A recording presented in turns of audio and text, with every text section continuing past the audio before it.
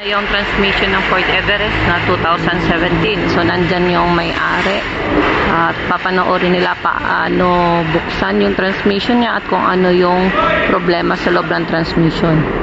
So, dalawang sasakyan ang hinihintay nila para mabuksan yung transmission niya. Yung Ford Everest. Ayan na yung transmission niya. Sunog na nga, ano? Sunog na rin yung ETF. Hindi pa. Tapos ito, waiting na rin to mababa para buksan din yung transmission. Nandyan din yung may-ari, naghihintay. So, sa Grand Livina, ang susunod lang buksan pag may baba na yung transmission. So, ang unahin natin ngayon ay yung Ford Everest.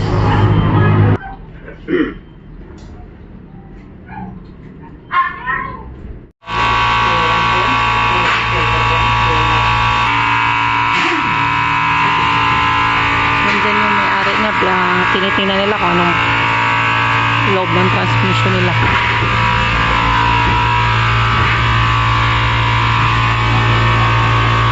Bagong change ETF din kayo, di ba? Bagong change ETF. March pa naman, March.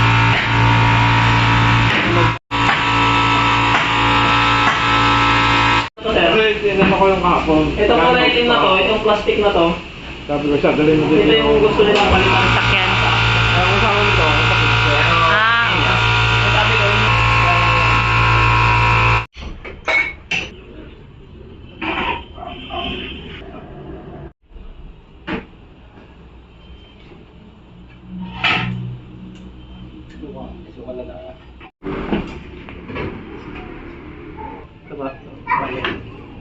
Si Manibela, kasi break.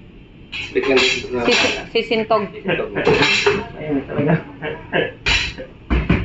Tapos mahina na yung power niya. May time na pag may time na okay. May time na hindi. Biglang Siguro that yung time na sinasabing okay, malamig pa. O matagal na nanakbo. may time na eh. Kahit na naman nag-ano ka Manila. pa to. Papunta pa lang.